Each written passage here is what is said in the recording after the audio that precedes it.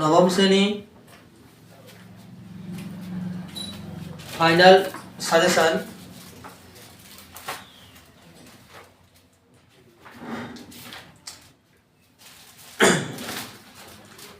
বাস্তব সংখ্যা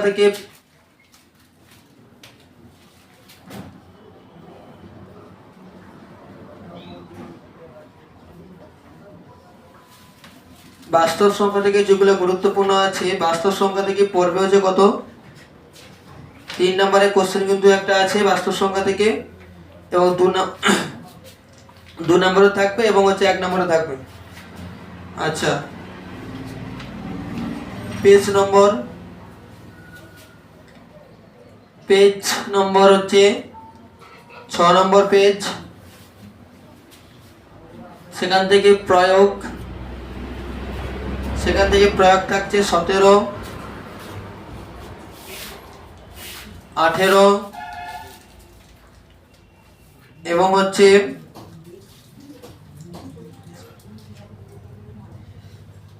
19।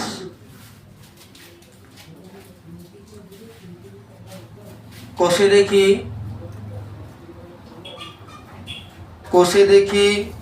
1.1, কোষে দেখি 1.1 থেকে রাখছে,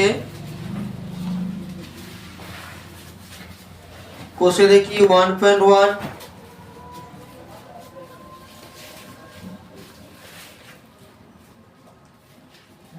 চারের দাগের 3 এবং 7,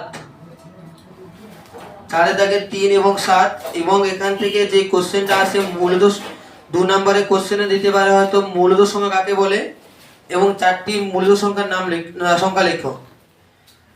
মূলত সংখ্যা কাকে বলে না, যে সমস্ত সংখ্যাকে p/q আকার, এবং সবসময় যেটা মাথায় রাখতে হবে q not equal to 0, p/q আকারে প্রকাশ করা যায় এবং q not equal to 0,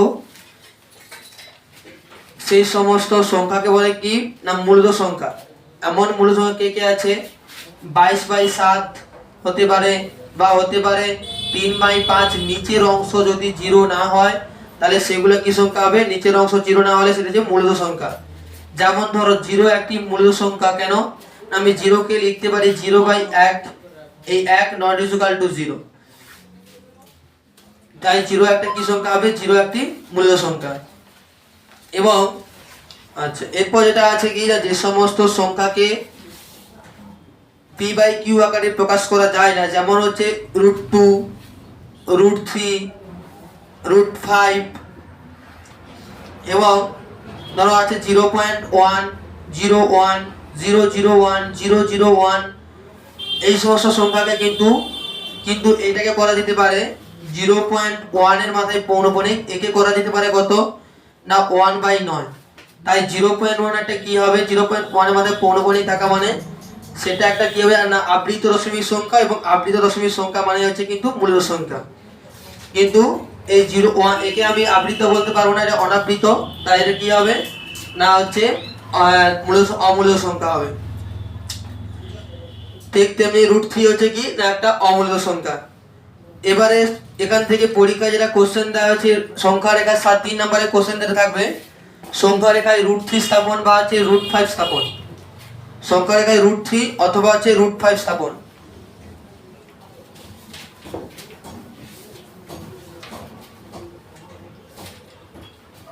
সংখ্যা রেখায়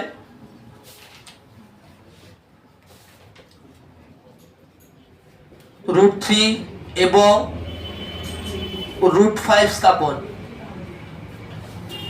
দুটো কিন্তু আছে √3 এবং হচ্ছে √5, এবং এই √3 সাহায্যে √3 এবং √5 আঁকতে পারলে কিন্তু সমস্তগুলো আঁকা যেতে পারে। √5 আঁকা যেতে পারলে √6, √7, √8।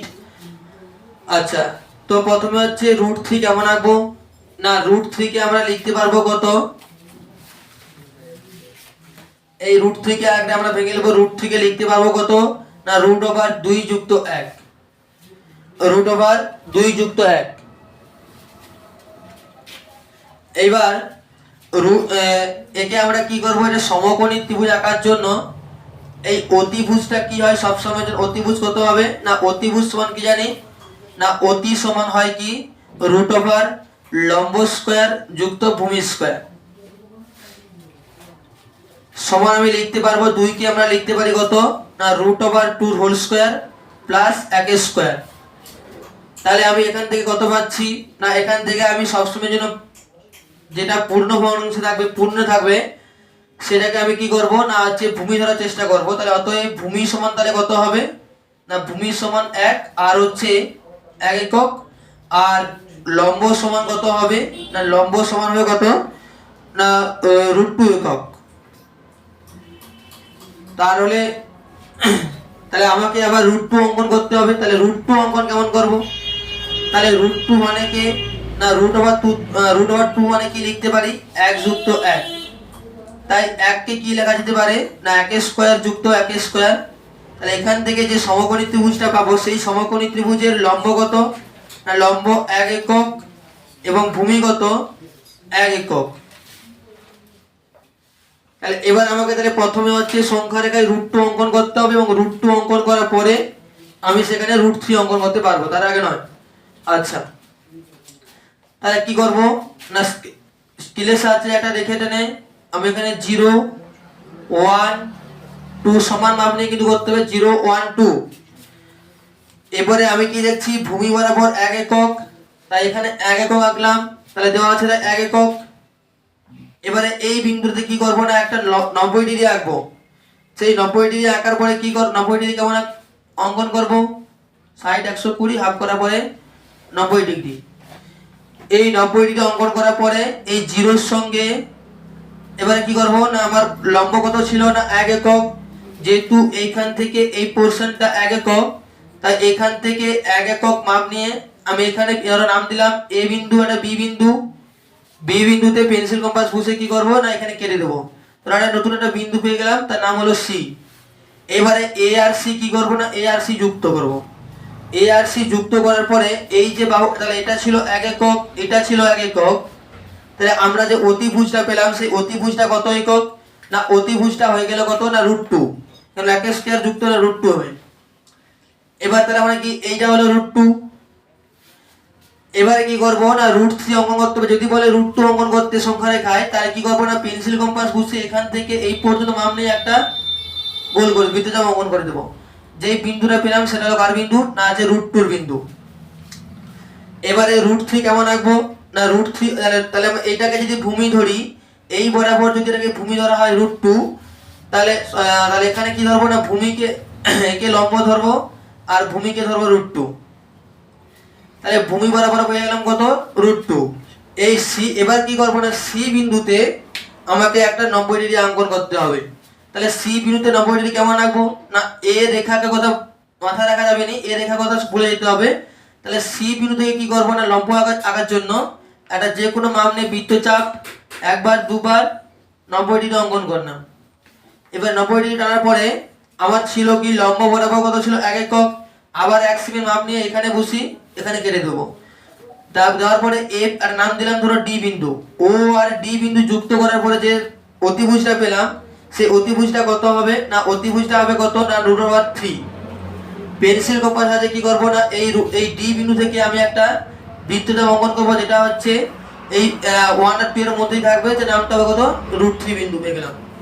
তাহলে এইভাবে কিন্তু আমাকে √2 √3 এবং সেম টু সেম √5 অঙ্কন করতে হবে। √5 কেমন হবে না √5 সমান আমরা কি জানি না 2 4 যুক্ত 1 লিখতে পারি সমান লিখতে পারবো কত 2 স্কয়ার যুক্ত 1 স্কয়ার।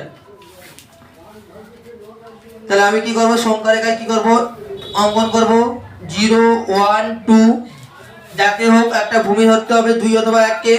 ধর আমি 2 কে অঙ্কন করলাম ভূমি।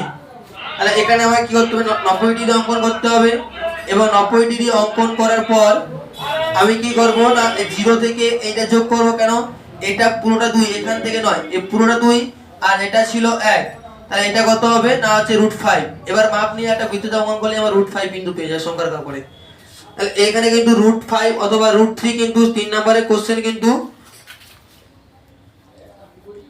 পরীক্ষায় অবশ্যই আসবে। আচ্ছা এরপর যেটা আছে কোষে দেখি 1.2 কোষে দেখি 1.2 থেকে যেটা থাকছে কোষে দেখি 1.2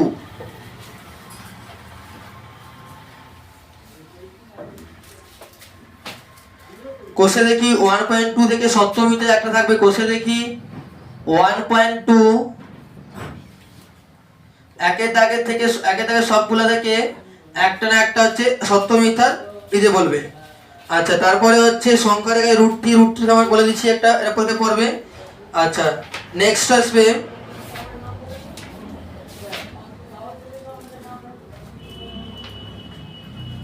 কোষে দেখি 1.3, কোষে দেখি 1.3 থেকে থাকছে কোনটা না, কোষে দেখি 1.3 থেকে থাকছে 5 দাগ, 6 দাগ এবং হচ্ছে 8 দাগের 4 দাগ, 8 দাগের 4। আর থাকছে এখান থেকে এমসিকিউ তো অবশ্যই পড়বে না, 20 দাগে থাকছে কত, 20 দাগ বলছি, 14 দাগের 3, 4, 5, 3, 4, 5 পাই এবং 22/7 এর মধ্যে কোনটা মূলত এবং কোনটি অমূলত। একটা কথা মনে রাখতে হবে যে পাই হচ্ছে একটা অমূলক এবং 22/7 একটা মূলক। কেন 22/7, 7 not equal to 0, তাই 22/7 একটি মূলদ সংখ্যা বা রেশনাল নাম্বার। আচ্ছা, তারপর থাকছে 15 দাগে থাকছে 4 দাগ এবং 3 দাগ, 15 দাগে 4 এবং হচ্ছে 3।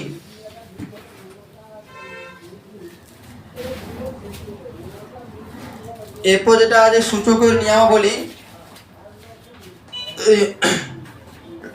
সূচকের নিয়মাবলী থাকছে এরপরে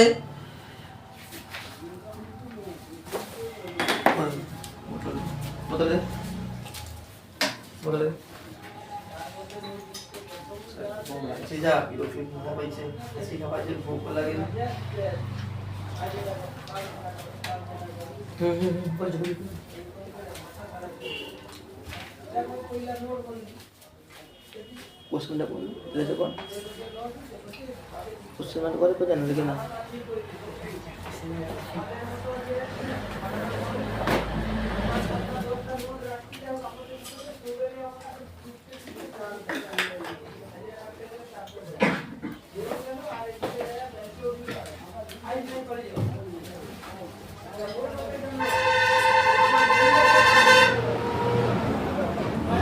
সূচকের নিয়মাবলী, এই সূচকের নিয়মাবলী থেকে যেগুলো আছে গুরুত্বপূর্ণ, অত্যন্ত গুরুত্বপূর্ণ,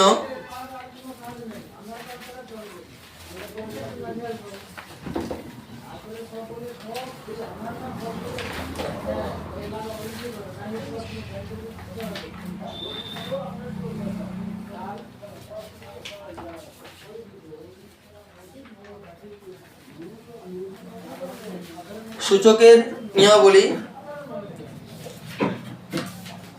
পেজ নম্বর 25, পেজ নম্বর 25 থেকে থাকছে 25, 26 এবং 27। পেজ নম্বর 25 থেকে থাকছে 25, 26, 27, প্রয়োগ নম্বর 25, 26, 27 এবং পেজ নম্বর 26 থেকে থাকছে 29, 30 এবং হচ্ছে 31, 29, 30, 31 এবং কোষে দেখি 1.2, কোষে দেখি 2 থেকে থাকছে কত না, কোষে দেখি 2 থেকে থাকছে, কোষে দেখি 2 থেকে থাকছে একের দাগের 3, 2 দাগের 5 এবং 7, 3 দাগে থাকছে 2, 4 দাগে থাকছে 3 আর থাকছে 5, 7, 5, 7 একের দাগের 3, একের দাগের 3, 2 দাগে থাকছে কত না, 2 দাগে থাকছে 5 এবং 7, 3 দাগের 2, 4 দাগের 3 এবং 5-এর দাগের এই 5-এর দাগ এবং হচ্ছে 7-এর দাগ। এরপর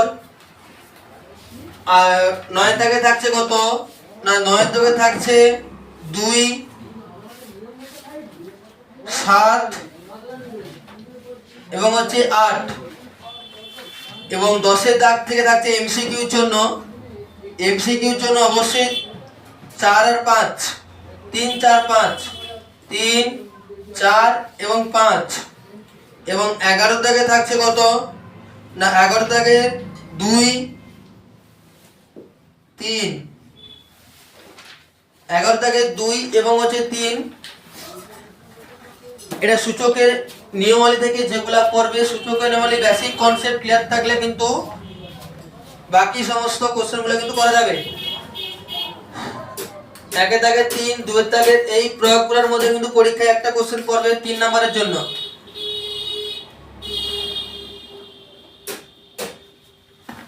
25, 26, 27, 29, 30, 31 এই 29, 30, 31 টাইপের টাইপটা হচ্ছে 4 থেকে 3, 30, 31 টাইপটা আছে 4 থেকে 3-এর মতো।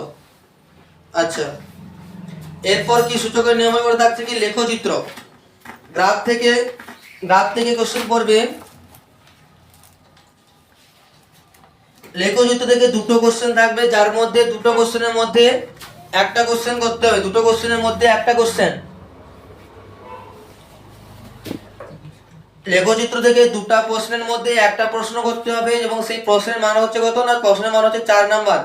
এবং লেখচিত্র থেকে কিন্তু এমসিকিউ আসতে পারে, যেমন হচ্ছে ওখান থেকে থাকবে যে অসংখ্য সমাধান কখন পাবো, কখন অসংখ্য সমাধান পাবো না, বা দুটো সমীকরণ তুলে দেওয়া থাকবে এবং এই সমীকরণ দুটোর কি না কতগুলি সমাধান আছে, অসংখ্য সমাধান না হচ্ছে একটি মাত্র সমাধান বা কোনো সমাধানই নেই, কোনটা সেটা হচ্ছে আমাকে দেখতে হবে। আচ্ছা, যেটা থাকে লেখচিত্র দেখে থাকছে 3 নম্বর এক্সাম চ্যাপ্টার থেকে।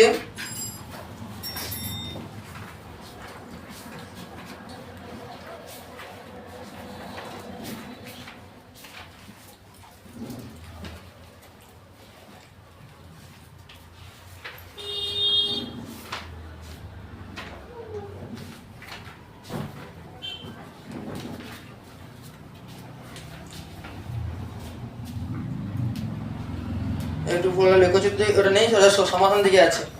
আচ্ছা, লেখচিত্র থেকে থাকছে যেটা লেখচিত্রে কিন্তু ওটা নেই, লেখচিত্রের পরে রৈখিক সমাধান থেকে সেখানে আছে, ভুল বলা গেল একটু। লেখচিত্র থেকে দেখি কি আছে।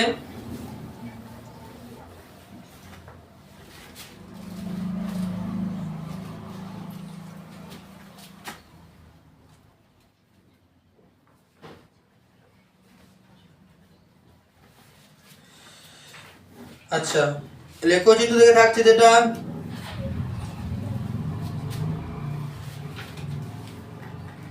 কোষে দেখি 3 থেকে থাকছে 8-এর দাগে 2, 3, 5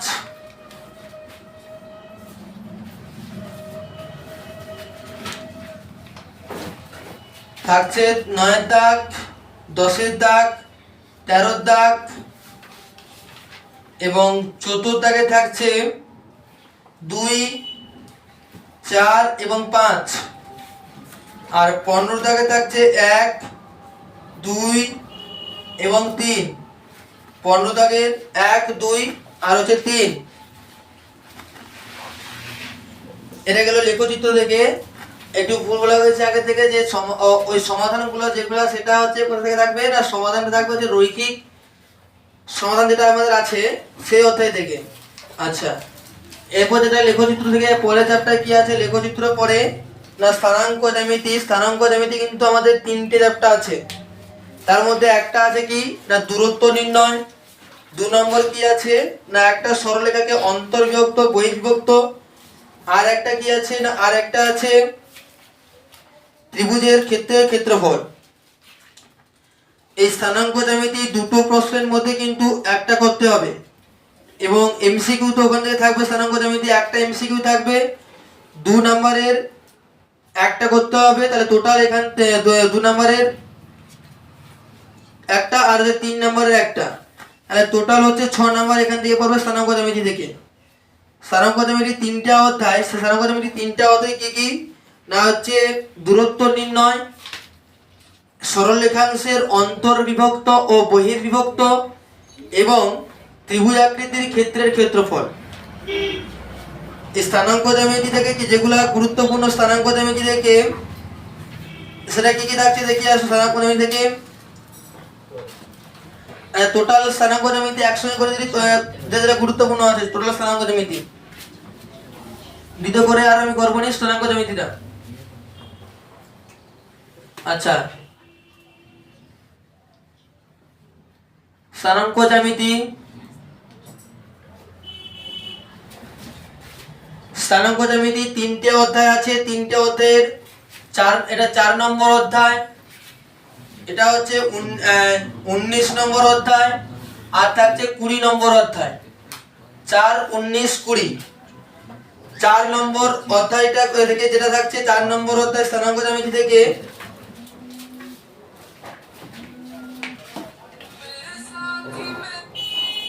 হ্যালো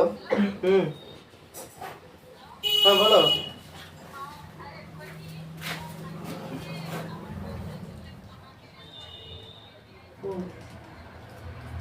আচ্ছা ঠিক আছে।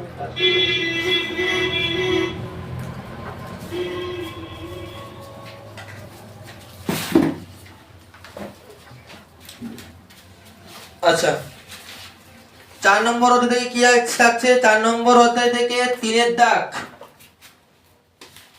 3-এর দাগ। 4 নম্বর অধ্যায় থেকে 3-এর দাগ, তারপরে হচ্ছে 8-এর দাগ, 2 নম্বরের জন্য 8-এর দাগ, 10-এর দাগ, 11-এর দাগ, 12 আর হচ্ছে 13, 3, 8, 10, 11, 12, 13, 3, 8, 10, 11, 12, 13। এমসিকিউর জন্য থাকছে 15 দাগে, যেটা থাকছে এমসিকিউর জন্য 2-এর দাগ, 15 দাগে 2, 15 দাগে 4 এবং 5, 16 দাগের 1 ও 2। এটা 4 নম্বর অধ্যায় থেকে স্থানাঙ্ক জ্যামিতি। 4 নম্বর অধ্যায় থেকে স্থানাঙ্ক জ্যামিতি 3-এর দাগ, 8-এর দাগ, 10-এর দাগ এবং 12-এর দাগ এবং 13-এর দাগ। আর হচ্ছে এমসিকিউর জন্য থাকছে 2, 4, 5 এবং 2 নম্বরের জন্য থাকছে 16 দাগের 2 এবং 1 এবং 2।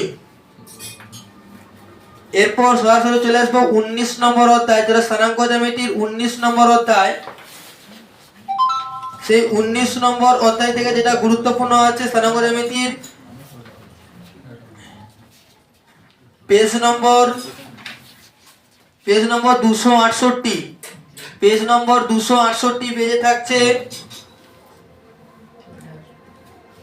9-এর দাগ, প্রয়োগ 9, প্রয়োগ 10, 11, 9, 10, 11,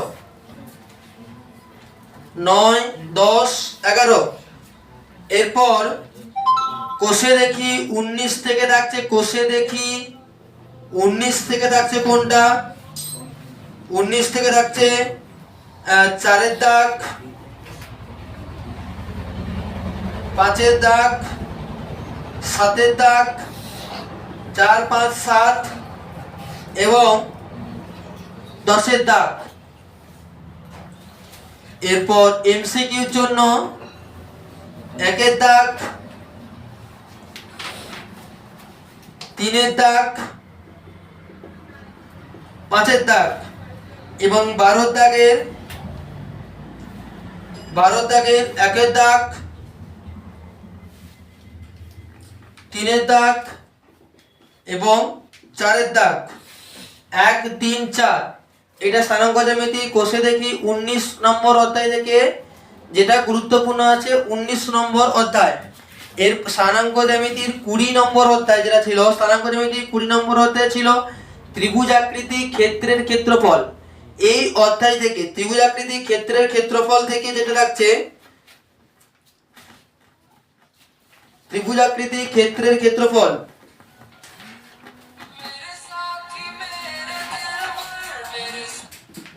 হ্যালো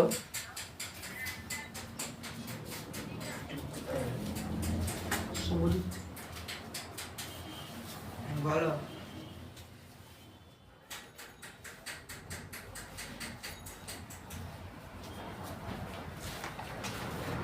আচ্ছা,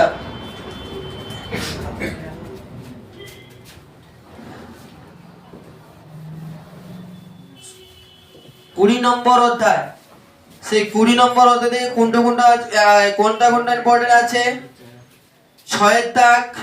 আচ্ছা পেজ নম্বর বলে দিই, পেজ নম্বর 273, পেজ নম্বর 273 থেকে থাকছে প্রয়োগ 6, প্রয়োগ 8, প্রয়োগ 6, প্রয়োগ 8, আর থাকছে 10, পেজ নম্বর 274, পেজ নম্বর 274 থেকে প্রয়োগ 10। আচ্ছা কোষে দেখি 20, কোষে দেখি 20 থেকে থাকছে কত না, কোষে দেখি 20 থেকে থাকছে 2 এর দাগ, 3 এর দাগ, 5 এর দাগ, 7 এর দাগ, 9 এর দাগ, 10 এরটা ভিভিআই, তারপরে 11 দাগে থাকছে কত না, 11 দাগে থাকছে 1 4 5, 12 দাগের 1 3 এরটা তো অবশ্যই পরীক্ষায় পড়বে, অবশ্যই পরীক্ষায় 3 এরটা 2 নম্বরের কোশ্চেনের জন্য অবশ্যই 3 এরটা পড়বে, এবং 5 এর দাগ।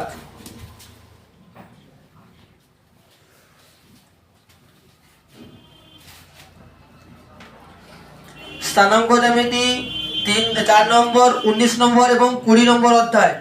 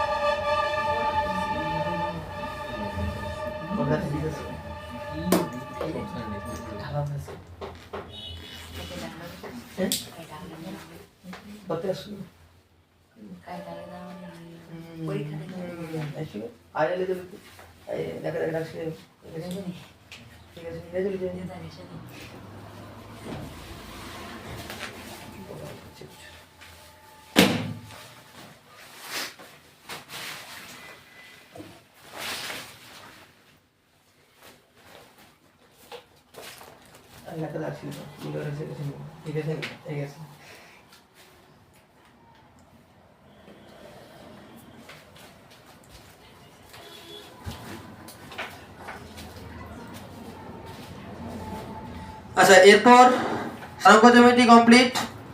আচ্ছা এরপর যেটা আছে রৈখিক সহ সমীকরণ, 2 চল বিশিষ্ট, 2 চল বিশিষ্ট রৈখিক সহ সমীকরণ, পেজ নম্বর 47।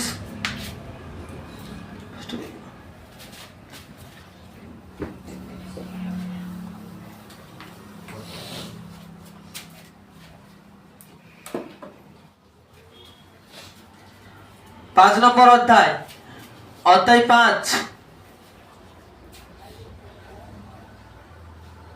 রৈখিক সহ সমীকরণ 2 চল বিশিষ্ট।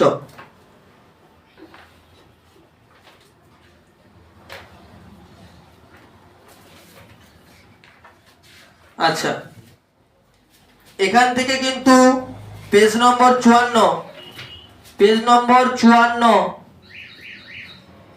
পেজ নম্বর 54 থেকে কিন্তু 2 নম্বরের কোশ্চেনের জন্য 7, 8 এবং 9 অত্যন্ত গুরুত্বপূর্ণ। পেজ নম্বর 54 থেকে 2 নম্বরের কোশ্চেনের জন্য 7, 8, 9, এখান থেকে কিন্তু অবশ্যই একটা কোশ্চেন পড়বে 7, 8, 9 থেকে 2 নম্বরের কোশ্চেনের জন্য। আচ্ছা, তারপরে পেজ নম্বর 58, পেজ নম্বর 58, পেজ নম্বর 58 থেকে চতুর্থ দাগে সি, এবং এ, পেজ নম্বর 58 থেকে চতুর্থ দাগে সি এবং এ, এবং যে কোনো একটা পদ্ধতি ভালো করে শিখে গেলে কিন্তু যে কোনো সমীকরণ সমাধান করা সম্ভব। অপনয়ন পদ্ধতি হোক বা বজ্রগুণন বা তুলনামূলক বা পরিবর্তন, যে কোনো একটা পদ্ধতি ভালো করে শিখে গেলে কিন্তু সমস্তগুলো কিন্তু করা যাবে। আমি শুধু অপনয়ন দিয়ে কতগুলো বলছি, আর ওখানে বেশি কোনো বলি কেন, যে কোনো সমীকরণ থাকুন না কেন, যে কোনো পদ্ধতিতে একটা ভালো করে গেলে কিন্তু সবগুলো করা যাবে। তাই কতগুলো বলি দিই। 4 কোষে দেখি 5.3, কোষে দেখি 5.3, 4 দাগের 7, 8 এবং XVI। এরপর বাকি কিন্তু বলিনি, কিন্তু কারণ যে কোনো একটা পদ্ধতি ভালো করে শিখে গেলে সবগুলা কিন্তু করা যাবে। আচ্ছা, এখান থেকে কিন্তু দুটো টাইপটা পড়বে, একটা সমাধান করো আর একটা সমীকরণ গঠনের মাধ্যমে সমাধান। তাহলে সমাধানের জন্য এই অপনয়ন বা বজ্রগুণন সব থেকে ভালো, অপনয়ন বা বজ্রগুণন। এরপর যেটা থাকছে ভাষার গণিত, কোষে দেখি 5.7 থেকে, মানে এই ভাষার গণিত দেওয়া থাকবে, সেকে সমীকরণ গঠন করে তার কিন্তু সমাধান নির্ণয় করতে হবে। এই সমীকরণ গঠন করে সমাধান যেটা আছে সেটা কি পেজ নম্বর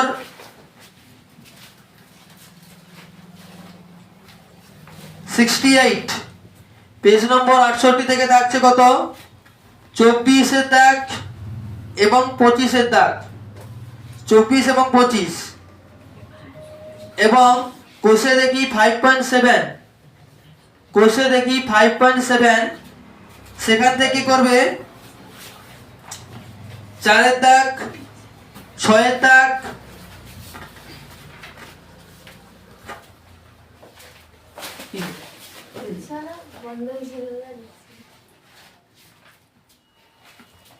চারের দাগ, 6 দাগ। এরপর 13 দাগ, 4, 6, 13, 16, 4, 6, 13, 16। আর 2 নম্বরের কোশ্চেনের জন্য 21 দাগ থেকে, 2 নম্বরের কোশ্চেনের জন্য 21 দাগ থেকে 2 দাগ, 5 দাগ এবং 3 দাগ, 2, 5 এবং 3, 2, 5 এবং 3। এমসিকিউর জন্য 22 দাগের সবগুলি, 22 দাগের সবগুলো থেকে, এখান থেকে সবগুলো থেকে গুরুত্বপূর্ণ আছে কোনটা, 4, 5, 6, 4, 5 এবং 6। আচ্ছা, এরপর যেটা আছে 4, 5, 6,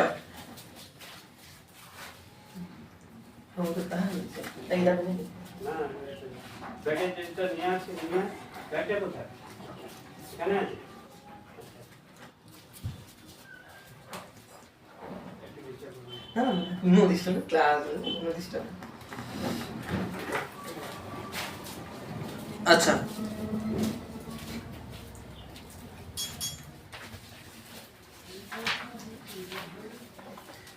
তাহলে আমাদের কত নম্বর অধ্যায় হলো, 5 নম্বর অধ্যায়। আচ্ছা, এরপর থাকছে কত, 7 নম্বর অধ্যায় বহুপদী সংখ্যামালা। উপপাদ্য থেকে বলি, সমবিন্দু সংক্রান্ত উপপাদ্য থেকে যে 3টে উপপাদ্য, এবং সেখান থেকে কিন্তু প্রয়োগগুলো গুরুত্বপূর্ণ। বাকিগুলো থেকে না করলেও কোনো চলবে, এখান থেকে কিন্তু অবশ্যই কোশ্চেন পড়বে সমবিন্দু সংক্রান্ত উপপাদ্য থেকে, প্রয়োগ এখান থেকে পড়বে, এবং আদার্স 3টে থেকে পড়বে।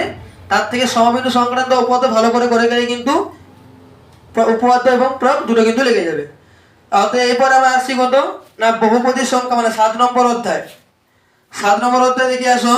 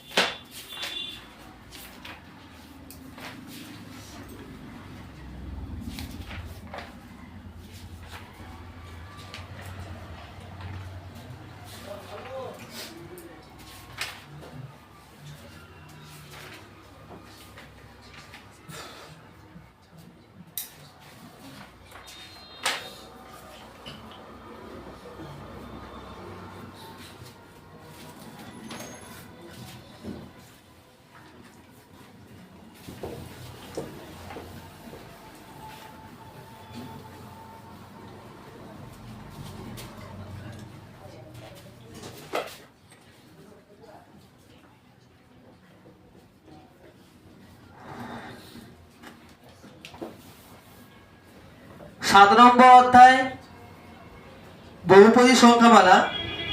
আচ্ছা, বহুপদী সংখ্যামালা থেকে প্রশ্ন দেখি 7.2।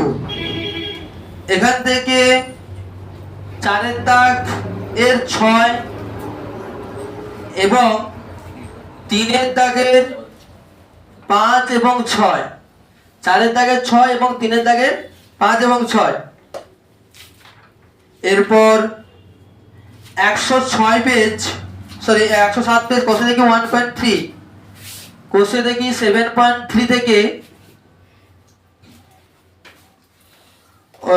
ওখানে থাকছে কত না 5 দাগ, 6 দাগ, 8 দাগ তো ভিভিআই, 9 এবং হচ্ছে 10। আচ্ছা, এরপর 11 দাগ থেকে 2 3 5, 2 3 এবং হচ্ছে 5। আর 12 দাগে থাকছে 1 এবং 2 এবং হচ্ছে 4 তো 2 নম্বরের জন্য গুরুত্বপূর্ণ। আচ্ছা, এরপর কোষে দেখি 7.4, কোষে দেখি 7.4। আচ্ছা, এখান থেকে কি থাকছে না কোষে দেখি 7.4 থেকে 4 দাগের 4, 5 দাগ, 8 দাগ, 9 দাগ এবং 11 দাগ থেকে 2 4। আর 12 দাগ থেকে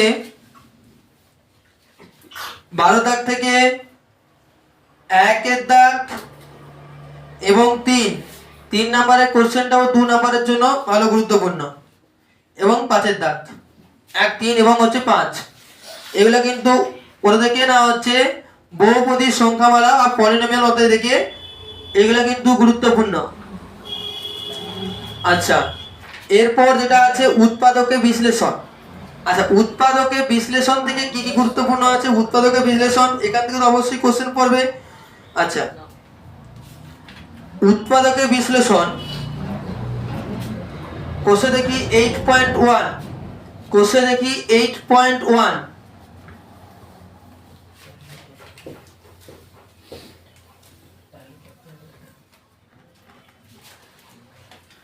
আচ্ছা, কোষে দেখি 8.1। এখান থেকে কোনটা থাকছে না কোষে দেখি 8.1 পেজ নম্বর 114, পেজ নম্বর 114, 9 দাগ। আচ্ছা, কোষে দেখি 8.1, কোষে দেখি 8.1 থেকে 3 দাগ, 9 দাগ, 10 দাগ, 3 9 10। আচ্ছা, এরপর পেজ নম্বর 115 সেখান থেকে থাকছে 12 দাগের 3 প্রয়োগ। আচ্ছা, এরপর কোষে দেখি 8.2 থেকে 3 দাগ, 9 দাগ, 12 দাগ, 13 দাগ, 3 9 12 13। এরপর কোষে দেখি 8.3 থেকে কোনটা থাকছে? কোষে দেখি 8.3 থেকে 2 দাগ, 9 দাগ এবং 4 দাগ, 2 9 4। আচ্ছা, পেজ নম্বর 118 সেখান থেকে থাকছে 16 দাগের 3 প্রয়োগ, 16 দাগের 3। তারপর থাকছে 4, 16 দাগের 3 এবং 4। আচ্ছা, আর থাকছে কত না কোষে দেখি 8.4 থেকে 3 5 10, 3 5 10। আর পেজ নম্বর 119 থেকে থাকছে কত 18 দাগ, প্রয়োগ 18। আচ্ছা, আর থাকছে কত পেজ নম্বর 120 থেকে 1 দাগ, 120 থেকে 20 দাগের 1 3 5 1 3 5 6 1 3 5 6। কোষে দেখি 8.5,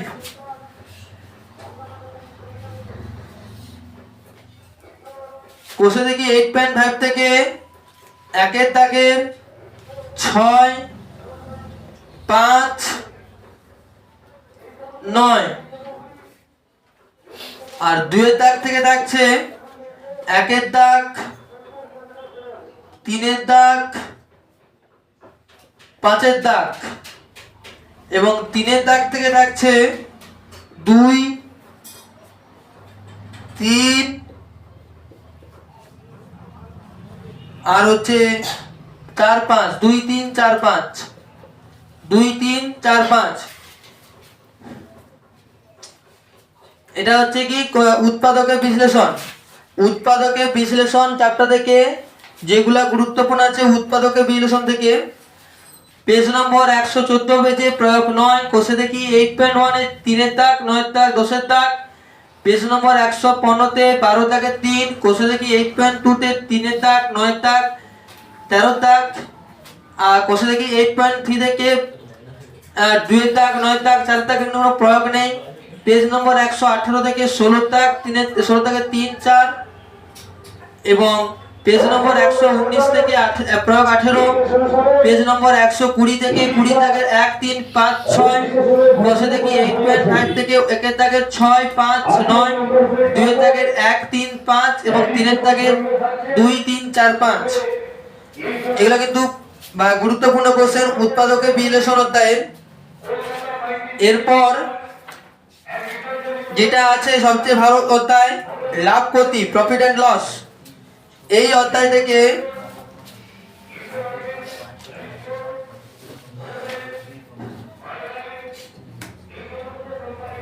এমসিকিউ থাকবে, তার সঙ্গে 2 নম্বরের কোশ্চেন এবং লং কোশ্চেন থাকবে।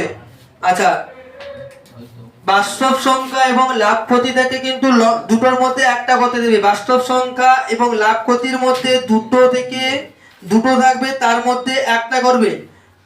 আর এখান থেকে কিন্তু যার বাস্তব সংখ্যা ভালো হয় তার লাভ ক্ষতি প্র্যাকটিস করার দরকার নেই ঠিক মতো, কিন্তু যার বাস্তব সংখ্যা হয় না তার লাভ ক্ষতি ভালো করে প্র্যাকটিস করবে।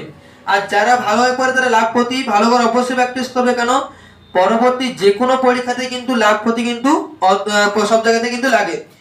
তো লাভ ক্ষতি অধ্যায় থেকে যেগুলো আছে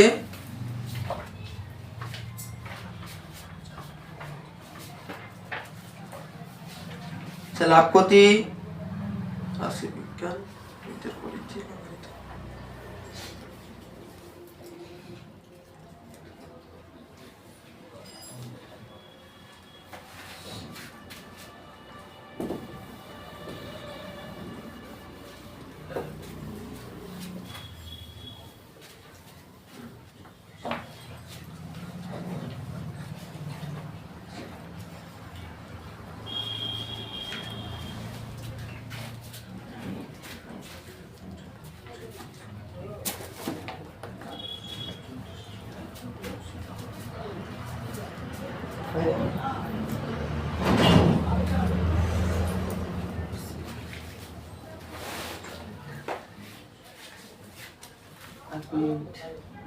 আর 20 মিনিট একটা অধ্যায় আছে।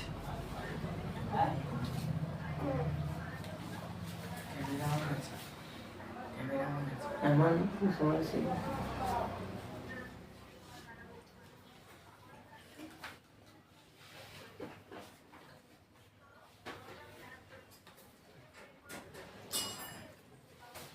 সবার হয়ে যাবে একা বুঝবে, এবার একটু তাহারই ভাবিনি আবার এরকম অবস্থা। আরে আর মাইকে ব্লুটুথ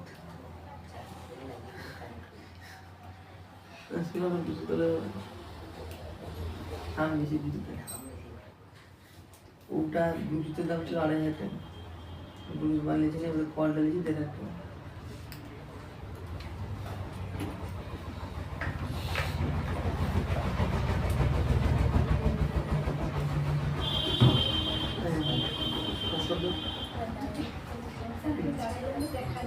কে বলছে কে বলছে সময় যায় তো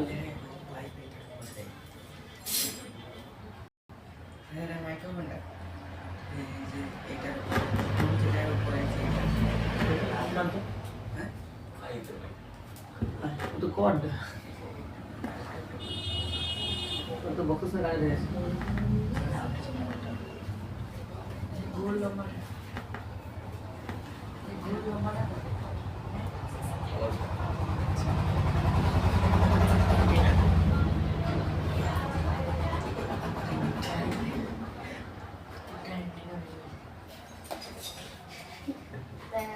अपने कॉर्ड दे जाते हैं अपने डायरेक्ट कॉर्ड दे जाते हैं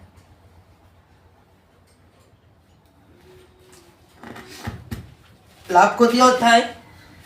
আচ্ছা পেজ নম্বর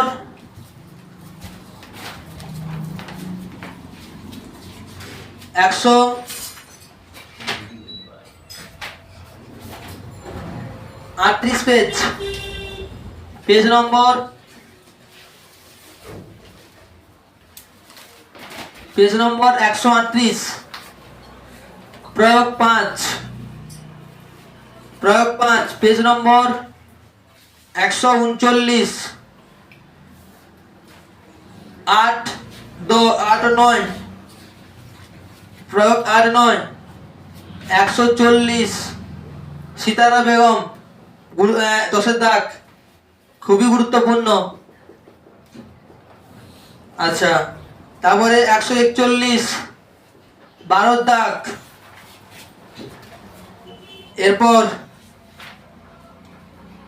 144 17 দাগ এরপর 2 নম্বরে কোশ্চেনের সমতুল্য সার যেটা গণিত আছে 145 পেজে 20 দাগ অত্যন্ত গুরুত্বপূর্ণ 20 দাগ 21 দাগ।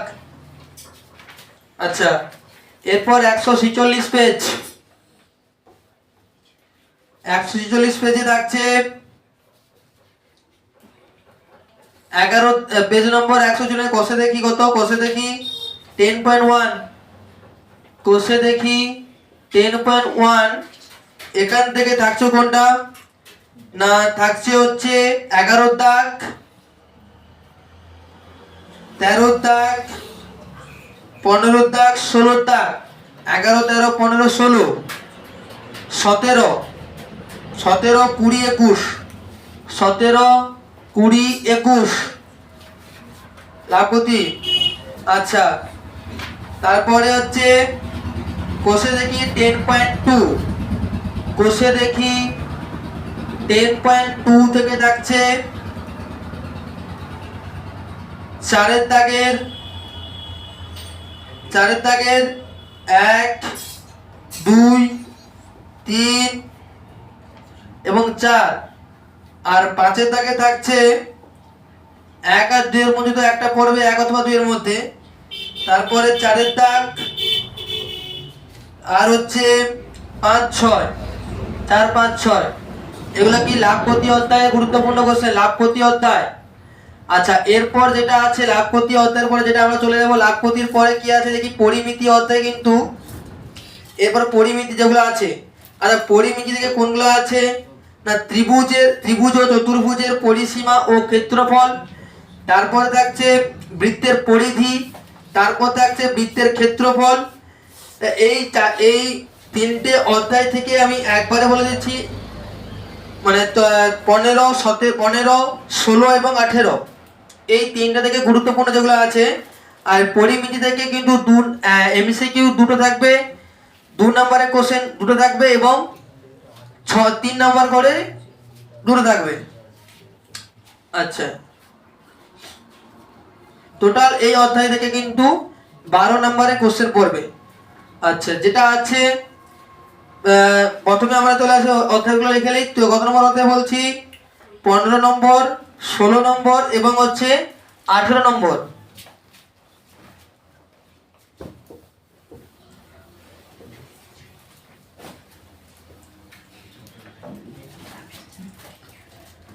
পনেরো, 16, 18।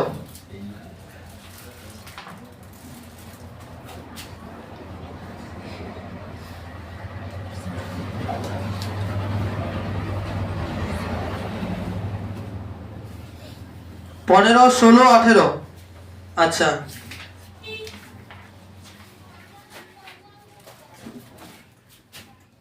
(15.1) থেকে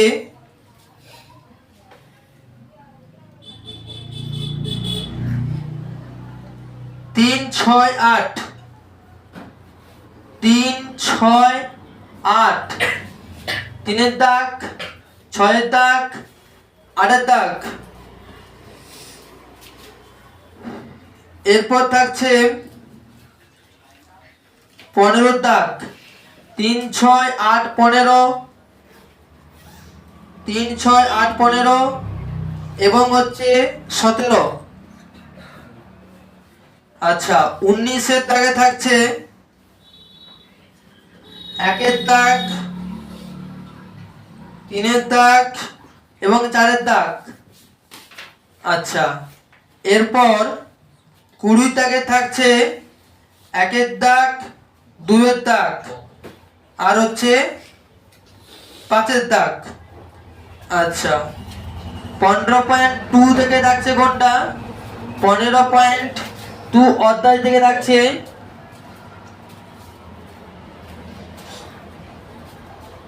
6-এর দাগ, তারপরে থাকছে কত? 9-এর দাগ, 6, 9, 10, 6, 9, 10, 12, 12, 16, 17, 6, 9, 10, 12, 16, 17 আর হচ্ছে 19। আচ্ছা, এরপর 21-এর দাগে থাকছে 2, 3, 6 আর 22-এর দাগ থেকে থাকছে 2, 1, 4, 2, 1, 4 এবং হচ্ছে 5। কোষে দেখি 15.2। এরপর কোষে দেখি 15.2 পরে থাকছে কত নম্বর? কোষে দেখি 15.3, 15.3 থেকে থাকছে কত? 6, 9, 6, 9,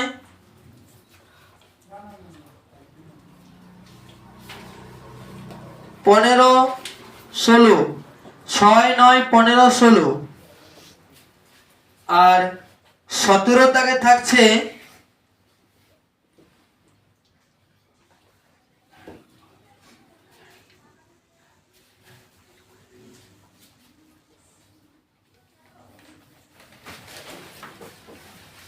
17 দাগে থাকছে 3 এবং 4 আর 5, 3, 4, 5। এটা কিন্তু 15.3 নম্বর অধ্যায়। আচ্ছা, 18 দাগে থাকছে কত? না, 18 দাগে থাকছে কত? 1, 2, 3, 1, 2 আর হচ্ছে 3। এটা গেল কি না হচ্ছে পরিমিতি চ্যাপ্টার 15 নম্বর 15 নম্বর অধ্যায় কি আছে? 15.1, 15.2 এবং 15.3। 15.3 বাকি পোরশন কিন্তু এখান থেকে 17 থেকে 8 দাগ। আচ্ছা, এরপর 16 নম্বর অধ্যায় মানে বৃত্তের পরিধি থেকে যেটা থাকছে পেজ নম্বর 230, পেজ নম্বর 230 থেকে থাকছে 230 পেজ থেকে থাকছে কত না 230 পেজ থেকে থাকছে 9 দাগ 11 দাগ 9 11 এবং কোষে দেখি 16 থেকে থাকছে কত না কোষে দেখি 16 থেকে থাকছে 5 দাগ 6 দাগ 7 দাগ 5 6 7 14 17 18 14 17 18 এবং 19 দাগ থেকে 1 দাগ 3 দাগ 4 দাগ 20 দাগ থেকে থাকছে 3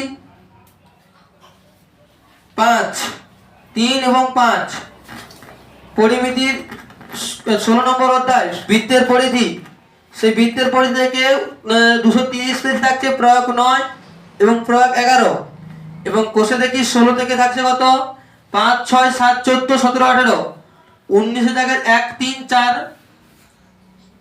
আর হচ্ছে 20 দাগে থাকছে 3 আর 5। আচ্ছা এরপর বৃত্তের ক্ষেত্রফল কোষে দেখি 18। আচ্ছা পেজ নম্বর 248, পেজ নম্বর 248 সেখান থেকে 8 দাগ প্রয়োগ হচ্ছে 8 দাগ 10 দাগ প্রয়োগ 8 আর প্রয়োগ 10 এবং 12 পেজ নম্বর 250 থেকে 12 13 14 12 13 14।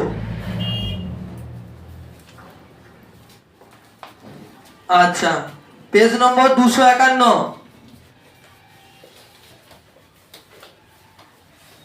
15 16 17।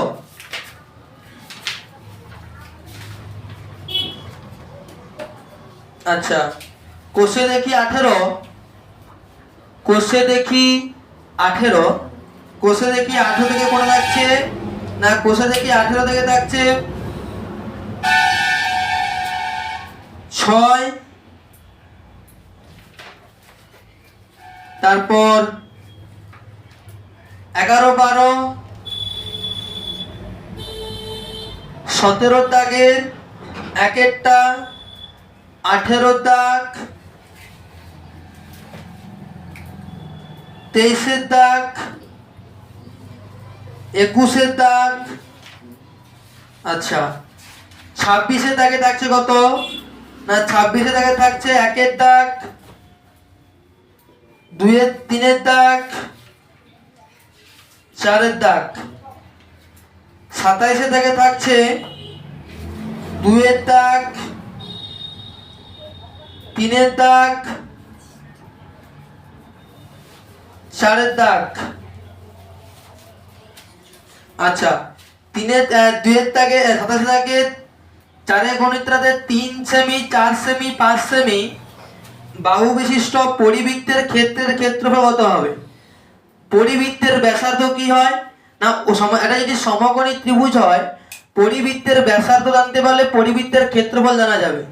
তাহলে পরিবৃত্তের ব্যাসার্ধ কত হয় না পরিবৃত্তের ব্যাসার্ধ মানে এখানে আসলে আগে সমকোণী ত্রিভুজ কিনা তাহলে 3 স্কয়ার যুক্ত 4 স্কয়ার ইকুয়াল টু 5 স্কয়ার 16 যুক্ত 9 মানে 25 মানে 5 স্কয়ার। তাহলে আমি দেখতে পাচ্ছি তাহলে অতিভুজ হবে না অতিভুজ হবে 5। তাহলে অতিভুজ যদি 5 হয় তাহলে এর অর্ধেক কে হবে না 5/2 হবে কি পরিবৃত্তের ব্যাসার্ধ। তাহলে পরিবৃত্তের ব্যাসার্ধ যদি 5/2 হয় তাহলে পরিবৃত্তের ক্ষেত্রফল কত হবে না পাই ইনটু 5/2 হোল স্কয়ার। তাহলে পাই ইনটু 25/4 করলে কিন্তু অ্যান্সার বেরিয়ে যাবে। আচ্ছা এরপর পরিমিতি তাহলে অধ্যায় শেষ। আর একটা কি আছে না আর থাকছে কোনটা পরিমিতির পরে থাকছে কি না হচ্ছে লগারিদম। সব থেকে সহজ অধ্যায় লগারিদম।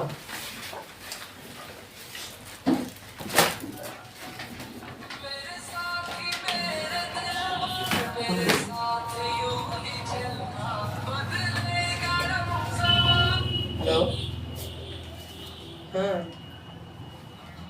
হ্যাঁ হ্যাঁ,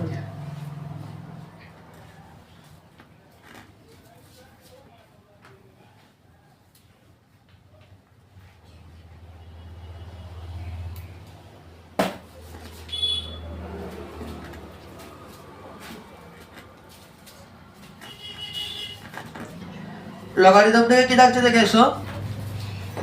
লগারিদম আর একটাই অধ্যায় আছে,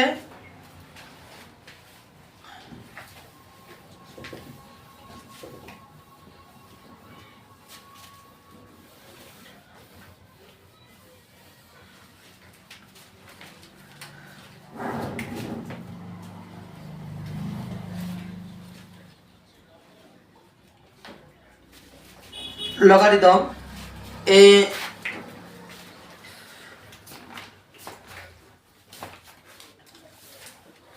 আচ্ছা, লগারিদমে পেজ নম্বর 281, পেজ নম্বর 281, প্রয়োগ 11, 14। আচ্ছা, তারপর পেজ নম্বর 282, প্রয়োগ 17, 18। আচ্ছা, 283 পেজে 21 দাগেরটা অত্যন্ত গুরুত্বপূর্ণ।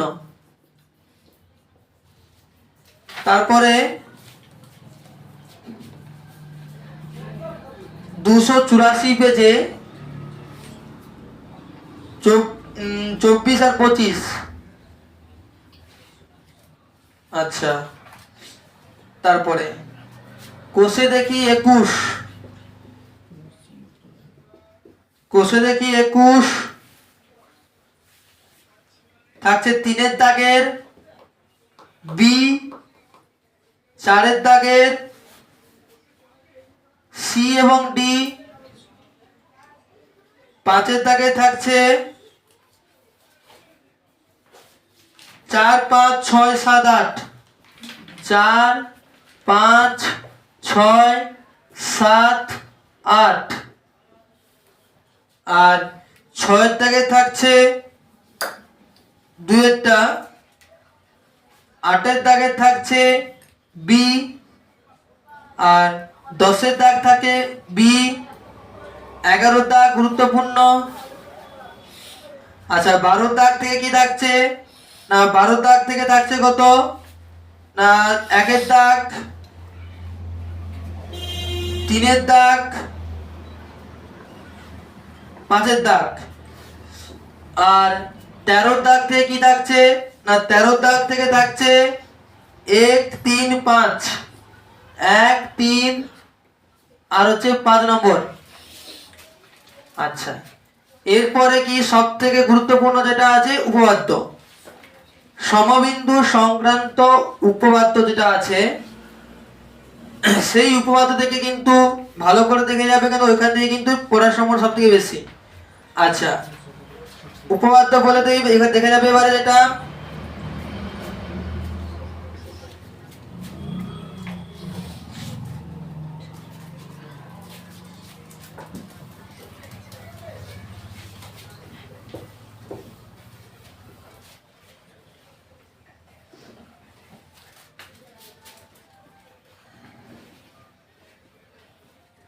সাতাইশ,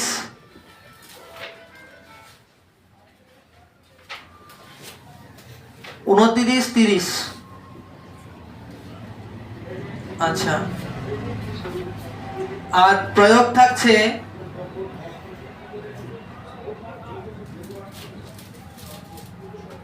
245 পেজে 7 দাগ, 8 দাগ।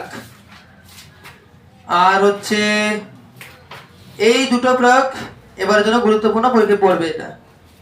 আচ্ছা, আর অনুশীলনীগুলো ভালো করে দেখে যাবে, যেটা আছে উপপাদ্যের অনুশীলনীগুলো দেখে।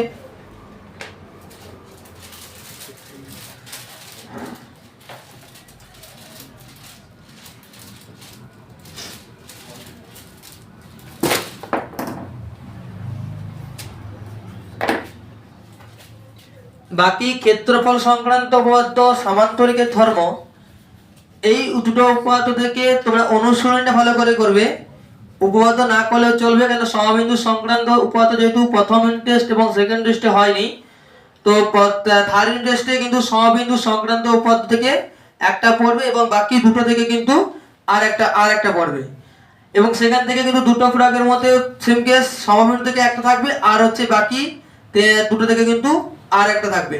তো অতএব সমবিন্দু সংক্রান্ত উপপাদ্য থেকে যদি ভালো করে করে যাই তাহলে কিন্তু আমাদের গণিত নাম্বার আসা খুবই উপযোগী হয়ে যাবে। তাহলে আমাকে মাথায় রাখতে হবে 27, 29, 30 এই তিনটে উপাদান ভালো করে করে নিই। আচ্ছা, আর একটা জিনিস কি, রাশিবিজ্ঞান থেকে বহুভুজ অঙ্কনটা প্র্যাকটিস করবে। বহুভুজ অঙ্কন যেটা আছে, আর সম্পাদ্য থেকে তো ওইগুলো আমরা বলিনি, কেন সম্পাদ্য তোমরা সবাই পারবে, সম্পাদ্য জন্য বলা হয়নি। আচ্ছা, আর এমসিকিউ গুলো কিন্তু ভালো করে কিন্তু বই থেকে করবে, যেগুলো বলে দিচ্ছি বই থেকে কিন্তু এমসিকিউ পড়বে। যেহেতু এটা পুরো বোর্ড থেকে কোশ্চেন হয়নি, যেমন মাধ্যমিকে বোর্ড থেকে কোশ্চেন হলে বাইরে থেকে একটু কোশ্চেন দেয়, বইয়ের বাইরে থেকে, কিন্তু এখানে কিন্তু বই বাইরে থেকে কোনো কোশ্চেন হওয়ার পর প্রশ্নই ওঠেনি। তো ভালো করে কিন্তু যেগুলো সাজেশন বললাম সেগুলো কিন্তু অত্যন্ত গুরুত্বপূর্ণ ছেলে সব প্র্যাকটিস করবে। এর পরের ক্লাসে আমরা অষ্টম শ্রেণীর গণিত আলোচনা করব সাজেশন নিয়ে, যেগুলো পরীক্ষায় পড়বে অষ্টম শ্রেণীর গণিত নিয়ে। এবং তারপরে থাকছে সপ্তম শ্রেণীর গণিত, যে কোনগুলো ইম্পর্টেন্ট থাকছে, তারপর 6 এর থাকছে কোনগুলো ইম্পর্টেন্ট হবে। তো নেক্সট ক্লাসের জন্য অপেক্ষা করো, যে আমাদের হচ্ছে আর দুদিন পরে মানে বৃহস্পতিবার দিকে হয়তো আমরা হচ্ছে ক্লাস 7 এর ক্লাসটা নিয়ে নেবো।